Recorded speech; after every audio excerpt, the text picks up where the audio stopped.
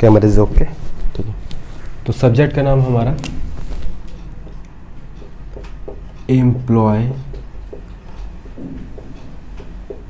Ability skill. क्या नाम है? Employ ability skill.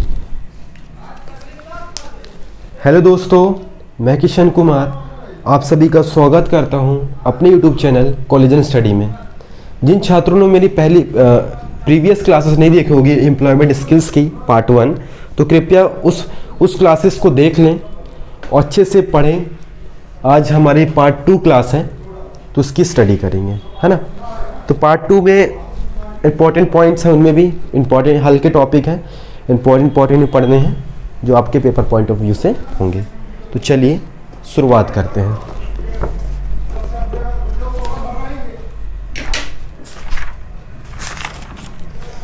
Important topic का नाम है आज का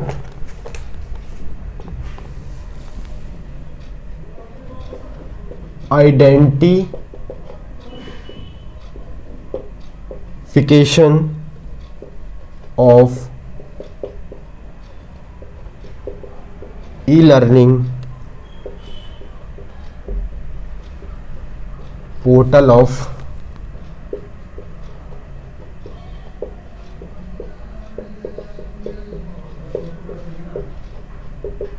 employability skill.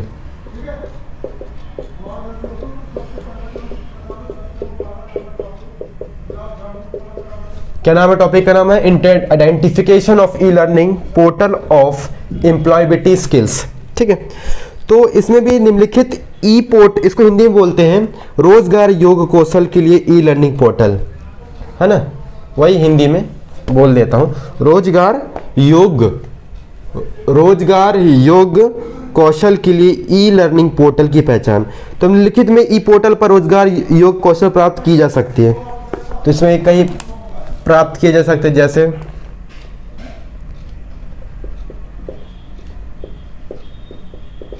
Bharat skill portal, दूसरा है ई स्किल इंडिया, तीसरा है एसिम यानी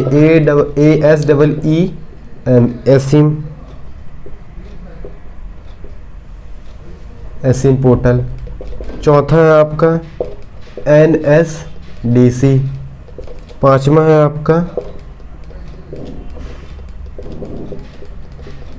निमी पोर्टल एंड छठवा है आपका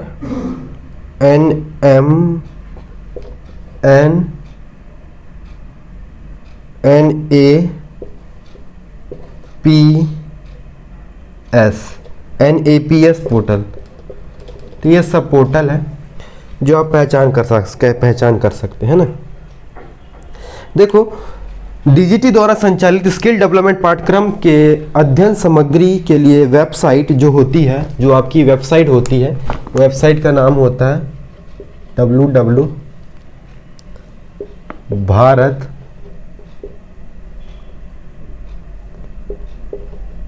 स्किल गवर्नमेंट इन डॉट को लॉन्च किया गया है। इसको लॉन्च किया गया है। इस पोर्टल पर ITI CITS अप्रेंटिस के लिए उपयोगी सामग्री उपलब्ध है, ठीक इसमें, और जो भी सभी के लिए निःशुल्क है, तो इसमें भी भारत स्किल पोर्टल होते हैं। तो इसमें लॉगिन करना पड़ता है। सबसे पहले अपन को गूगल में आपको ये लॉगिन मानना पड़ेगा, फिर उसके आगे कई चरण होते हैं, उन चरण को फॉलो करना पड़ता है। फिर आप इस पोर्टल में रजिस्टर कर सकते हैं। रजिस्टर के बाद आप अकाउंट खोल सकते हैं। फिर आपको मोबाइल में OTP आएगा। फिर यूजफुल लिंक पर क्लिक करेंगे तो ऐसे ही आपकी रजिस्ट्रेशन सब हो जाएगा। फिर इस प्रकार आपको दूसरा आता है, उसको बोलते हैं ई स्किल इंडिया। इसकी जो भी होती है, इसकी जो भी वेबसाइट होती है www ई स्किल इंडिया ऑर्गेनाइजेशन, है ना, ये होता है। ये स्किल इंडिया NDC की सी एक ई लर्निंग पहल है जो विभिन्न भारतीय और वैश्विक नॉलेज पार्टनरशिप के माध्यम से डिजिटल लर्निंग संसाधनों को एकत्रित करती है ना। वर्तमान में इसका ऑनलाइन पोर्टल पर 1600 से अधिक डिजिटल पाठ्यक्रम सूचीबद्ध हैं और इसके अतिरिक्त 4000 से अधिक पाठ्यक्रम विभिन्न भाषाओं में विभिन्न क्षेत्रों में संबंध चैनलों के माध्यम से जुड़े हुए हैं और ये तेज़ी से बदलती डिजिटल दुनिया में समृद्ध होने के लिए आवश्यक तकनीकी और कौशल प्रदान करती है। ठीक है, ये था, यही है नॉर्मल और कुछ नहीं। फिर आपकी आती है एसीम पोर्टल। तो एसीम पोर्टल की भी वेबसाइट होती है www वर्ल्ड वाइड वेब, है ना, ये होता है। तो इसका भी एक वेबसाइट होती है। तो वेबसाइट सॉरी इसकी वेबसाइट होती है आपकी SIMIS.NSDCINDI, ये वेबसाइट है। ये भी आपको क्या बोल सकते हैं, ये एक ऑनलाइन पोर्टल है जो कुशल लोगों को स्थायी आजीविका के अवसर खोजने में मदद करता है। कौशल विकास और उद्यमिती मंत्रालय ने कोरोना वायरस महामारी ने अपने कार्यस्थल में लौटने वाले प्रवासी श्रमिकों के रोजगार के अवसर प्रदान करने के लिए 2020 में इसे लॉन्च किया गया था। इसे लॉन्च किया गया था 2020 में लॉन्च किया गया था। NSDC, है ना, ये होता है। फिर असीम के बेनिफिट होते हैं, जैसे कि देखो असीम पोर्टल होती है, जो भी ये असीम पोर्टल होती है, इसके जो बेनिफिट होते हैं, इसके बेनिफिट ये होते हैं कि नौकरी चाहने वालों के लिए लाभ, जो भी नौकरी चाहते हैं उनके लिए लाभ होता है। नियोक्ता एग्रीगेटर एजेंसियों के लिए लाभ होता है। प्रशिक्षण प्रदाताओं भागीदारों के लिए लाभ होता है। सरकारी एजेंसी निकायों के लिए लाभ होता है ना, ये होता है। NSD को अपन बोलते हैं NSD। अब अगला आपका आता है NSD को मतलब नेशनल स्किल डेवलपमेंट कॉरपोरेशन। क्या बोलते हैं? नेशनल स्किल डेवलपमेंट कॉरपोरेशन, ये होता है ना, इसकी फुल फॉर्म है। तो इसकी भी एक वेबसाइट होती है जो सेम वेबसाइट है, इसकी असीम और इसकी वेबसाइट दोनों की सेम है। क्या है? सेम वेबसाइट है, सेम वेबसाइट है। क्या है इनकी? इसकी और असीम NSDC की सेम वेबसाइट है। तो यही है और कुछ नहीं है। इस वेबसाइट पे आप विजिट कर सकते हैं। इनका जो विज़न होता है NSD की स्थापना एक राष्ट्रीय कौशल विकास मिशन के पार्ट के रूप में गई थी, जिसका उद्देश्य सभी सेक्टरों में कुशल मैन पावर विकसित कर भारत में बढ़ती जरूरतों को पूरा करने तथा कौशल की मांग तथा आपूर्ति के बीच मौजूदा अंतर को कम करना है। यही था। अब आता है नीमी पोर्टल। आपकी नीमी पोर्टल क्या होती है? तो NIMI portal national instructional media institute होती है। क्या होती है? नेशनल, इसका फुल फॉर्म होता है नेशनल इंस्ट्रक्शनल मीडिया इंस्टीट्यूट्स। क्या होती है? इंस्टीट्यूट्स होती है। इसका जो भी पोर्टल होता है, इसकी जो भी वेबसाइट होती है, इसकी वेबसाइट भी डिफरेंट होती है। तो इसकी वेबसाइट ये होती है। क्या वेबसाइट होती है? www.nimi, है ना, government.in, ये होती है इसकी वेबसाइट होती है। इसमें विजिट कर लेंगे। तो इसका ऑब्जेक्टिव क्या होता है? इसका उद्देश्य होता है कि ई सामग्री प्रश्न बैंक मीडिया डेवलपर्स और प्रशिक्षकों को प्रशिक्षित करने, हिंदी और अन्य क्षेत्रों भाषाओं में पुस्तकों के अनुवाद को सक्षम बनाने, अन्य व्यावसायिक हितधारकों के साथ नेटवर्क बनाने, व्यावसायिक पाठ्यक्रमों के लिए संसाधन केंद्रों का निर्माण करने, अनुदेशात्मक सामग्री के विकास के क्षेत्र में अनुसंधान को बढ़ावा देने और परामर्श सेवाएं प्रदान करने के लिए एक नोडल एजेंसी के रूप में इन्हीं उद्देश्यों की पूर्ति काम कर रहा है। इनका विजन ये रहा कि निमी ने देश में व्यावसायिक पाठ्यक्रम, निर्देशात्मक मीडिया पैकेज और टेस्ट आइटम विकास के लिए एक नोडल संगठन के रूप में व्यावसायिक शिक्षा में वैश्विक मानदंडों को बढ़ाने की परिकल्पना की है। यही था इनका। अब आता है नेक्स्ट नैप्स क्या होता है? Naps national apprenticeship promotion scheme. क्या होता है? नेशनल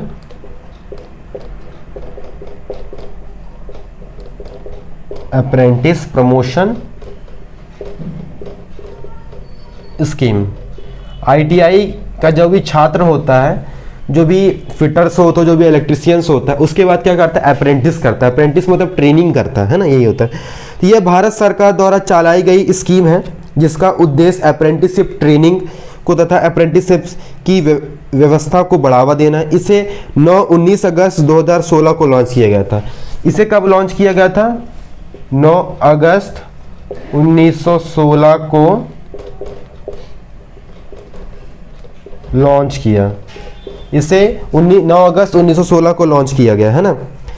अप्रेंटिसशिप ट्रेनिंग में बेसिक ट्रेनिंग तथा उद्योग में ट्रेनिंग, कार्यस्थल पर ऑन जॉब ट्रेनिंग तथा प्रैक्टिकल ट्रेनिंग शामिल है। यही होता है नैप्स। तो नैप्स की जरूरत क्यों पड़ी? क्योंकि अप्रेंटिस को बढ़ावा देना था, है ना। अप्रेंटिस की संलग्नता को वर्तमान के 2.5 लाख से बढ़ाकर 2020 तक से 50 लाख करना है। यही होता है, यही था और कुछ नहीं था इसमें नैप्स का। ये इंपॉर्टेंट टॉपिक थे आपके, मैंने वेबसाइट भी बता दी। अब इसके बाद आता है जो भी क्वालिफिकेशन, जो भी क्वालिफिकेशन होती है, रिक्वायरमेंट्स होती है फॉर बेसिक प्रोवाइडर की, मैं बता रहा हूँ। क्वालिफिकेशन जो भी होती है,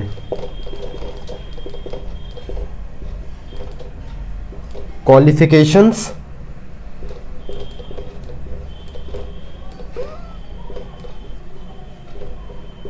and requirements for basic training provider.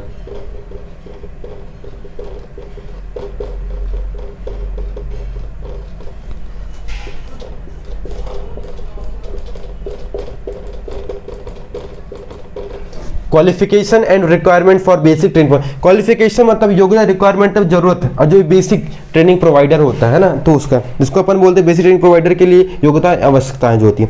सरकारी तथा निजी आईटीआई जिनमें अतिरिक्त सीट है, ठीक। घर में बुनियादी प्रशिक्षण सुविधाओं के साथ प्रतिष्ठान, उद्योग समूह द्वारा स्थापित बीटीपी, आरडीएटी द्वारा बुनियादी प्रशिक्षण सुविधाओं का भौतिक सत्यापन, बीटीपी में आधारित से लिंक अकाउंट होना चाहिए। बीटीपी में आधारित लिंक अकाउंट होना चाहिए, यही था, ये क्वालिफिकेशन होती है ना। और मैंने बता दिया था कि एक होता है, सबसे पहले आपको नैप्स में स्कीम में जाना है, नैप्स स्कीम में। फिर उसके बाद आपको नैप्स स्कीम में जाने के बाद आपको जो भी वो डालना है, www अप्रेंटिसशिप, क्या है,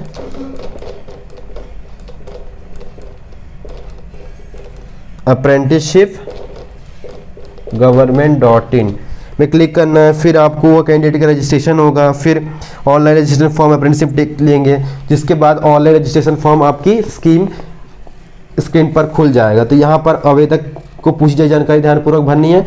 यहाँ पर पूछी गई सभी जानकारी आपको सही व सटीक भरनी, यही है और कुछ नहीं है, यही है फॉर्मेट, यही था और कुछ नहीं था, यही फॉर्मेट और कुछ नहीं। तो अप्रेंटिस जब करोगे आप ना, जब ITI कंप्लीट हो जाएगी तो इसके लिए आप रजिस्ट्रेशन करवाओगे, है ना, रजिस्ट्रेशन करवाओगे। अब अगला आता है आपका अगला टॉपिक, मैं इसको रब कर देता हूँ।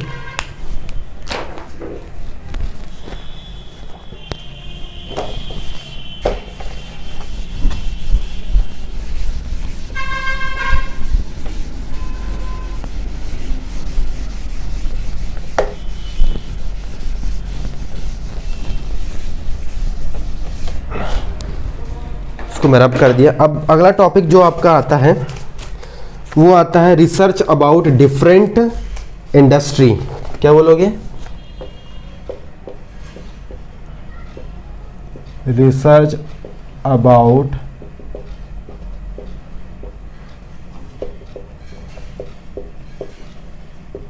Different industries and available opportunities.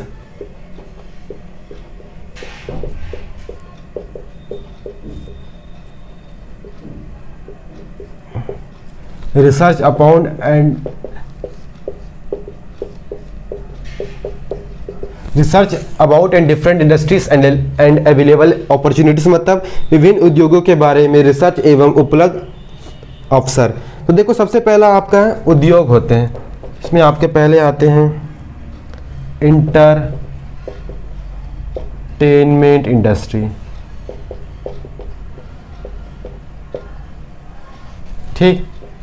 दूसरा आपका आता है फाइनेंस इंडस्ट्री।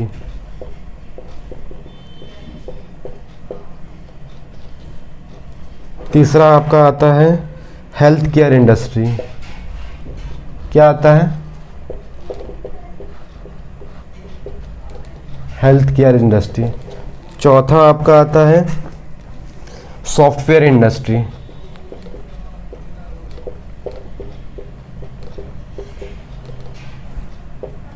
पांचवा आता है एजुकेशन इंडस्ट्री।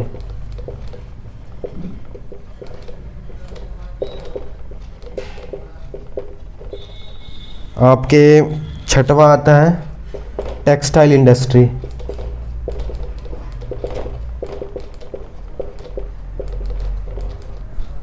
सातवां आता है मीडिया एंड न्यूज़ इंडस्ट्री। बस ये सब इंडस्ट्री है, ऐसे बहुत हैं, लेकिन अपन को इम्पोर्टेंट पढ़ना था और ज़्यादा नहीं पढ़ना था ना, यही था। हाँ, इम्पोर्टेंट पढ़ना था, ज़्यादा नहीं। बहुत इंडस्ट्री दी है, बाकी बहुत नहीं पढ़ा था। एंटरटेनमेंट इंडस्ट्री, सबसे पहले हम पहुँचते हैं एंटरटेनमेंट इंडस्ट्री में। एंटरटेनमेंट इंडस्ट्री क्या होती है? एंटरटेनमेंट जैसे आप फिल्म देखते हैं, सॉन्ग सुनते हैं, अपना मन को एंटरटेनमेंट करते हैं, तो वो एंटरटेनमेंट इंडस्ट्री होती है। जो बच्चा जाके क्या करता है, वहाँ जाके पैसा को इन्वेस्ट करता है, वहाँ जाके एंटरटेनमेंट करता है, वहाँ पर अपने मन को मनोरंजित करता है, तो वो एंटरटेनमेंट इंडस्ट्री कहलाती है। ठीक इसी प्रकार आपकी फाइनेंस इंडस्ट्री होती है। फाइनेंस इंडस्ट्री क्या होती है? फाइनेंस इंडस्ट्री जैसे कि आपकी वित्त योग में आर्थिक सेवाओं की एक विस्तृत श्रृंखला शामिल है जो धन परिसंचरण मनी सर्कुलेशन के उत्पन्न है। यानी कि आपके उसमें सीनियर अकाउंटेंट रहेंगे, फाइनेंस मैनेजर रहेंगे, पर्सनल बैंकर रहेगा, चीफ फाइनेंस ऑफिसर रहेगा, फाइनेंस एनालिस्ट रहेगा। तो ये सब इनके कुछ करियर होते हैं जो निम्नलिखित श्रेणी में दिए रहते हैं। अब इसी प्रकार से आपका जो आता है हेल्थ केयर इंडस्ट्री। तो हेल्थ केयर इंडस्ट्री में आपके क्या आ जाते हैं? हेल्थ केयर इंडस्ट्री में आपके जो आपके स्वास्थ्य से रिलेटेड होते हैं, जैसे कि आपके स्वास्थ्य से जैसे उसमें क्या होता है, फार्मासिस्ट होता है, आपके मेडिकल ऑफिसर होते हैं, आपके वेटरनरी डॉक्टर होते हैं, आपके मेडिकल लैब होती है, नर्सेस होते हैं। ये सब आपकी हेल्थ केयर जो आपकी इंडस्ट्री होती है, जहाँ पर आपकी केयर की जाती है, इंडस्ट्रीज होती है, उद्योग होती है। अब इसी प्रकार सॉफ्टवेयर इंडस्ट्री होती है, जिसमें आपके सॉफ्टवेयर इंडस्ट्री में इंफॉर्मेशन टेक्नोलॉजी सेक्टर होती है, जिसमें आपके क्या होती है, एक सेवा के रूप में सॉफ्टवेयर होता है। जैसे कि उसमें डेटा साइंटिस्ट होते हैं, सॉफ्टवेयर इंजीनियर होते हैं, फुल स्टॉक डेवलपर होते हैं, मशीन लर्निंग इंजीनियर होते हैं, ब्लॉकचेन डेवलपर होते हैं। ये सब सॉफ्टवेयर इंडस्ट्री में आते हैं। ठीक इसी प्रकार आपकी जो भी एजुकेशन इंडस्ट्री है, तो एजुकेशन इंडस्ट्री में आपके शिक्षा से है, जैसे उसमें आपके टीचर होते हैं, लेक्चरर होते हैं, आपके एकेडमिक मैनेजर होते हैं, और क्या होते हैं, और एजुकेशन काउंसलर होते हैं, आपके एकेडमिक राइटर होते हैं। ये सब आपके एजुकेशन इंडस्ट्री में आ जाते हैं। जैसे टेक्सटाइल इंडस्ट्री है, तो टेक्सटाइल इंडस्ट्री में क्या होते हैं आपके, जैसे कि प्रोडक्शन हेड होते हैं, क्वालिटी कंट्रोल ऑफिसर होता है, टेक्सटाइल इंजीनियर होता है, और आपके सेल्स मैनेजर होते हैं, और आपके ऑपरेशन एनालिस्ट होते हैं टेक्सटाइल इंडस्ट्री में। जबकि मीडिया एंड न्यूज़ इंडस्ट्री में आपके जर्नलिस्ट होते हैं, आपकी न्यूज़ एंकर होते हैं, कंटेंट राइटर होता है, ग्राफिक डिज़ाइनर होता है, और आपके पब्लिक रिलेशन मैनेजर होते हैं। इसी प्रकार बहुत इंडस्ट्रीज दी है, लेकिन अब उन इंडस्ट्रीज को नहीं पढ़ना, जो इंपॉर्टेंट्स हैं उसी को पढ़ना था, उससे ज़्यादा किसी को नहीं पढ़ना था, है ना। तो यही था। तो आज का टॉपिक यहीं ख़त्म करते हैं। फिर हमारी जो नेक्स्ट क्लास आएगी पार्ट 3, उसको भी वॉच करिएगा आप लोग। ये सभी इंडस्ट्री बेसिक है, इसमें कोई ज़्यादा वो नहीं है, कोई कठिन सब्जेक्ट नहीं है। एम्प्लॉयबिलिटी स्किल, रोजगार कौशल आसान सब्जेक्ट है, जो भी स्टूडेंट्स आप मतलब उसको आसानी से कर देता है। ठीक, तो हमारे जो भी प्रीवियस वीडियो नहीं देखे होंगे हैं, पुरानी वीडियोस को देख लें, वॉच करें स्टूडेंट्स, जो भी नए छात्र जुड़ते हैं, है ना। तो हंसते रहिए, मुस्कुराते रहिए, और हमेशा खुश रहिए। तो thanks for my watching video. Keep smile, be happy, thank you.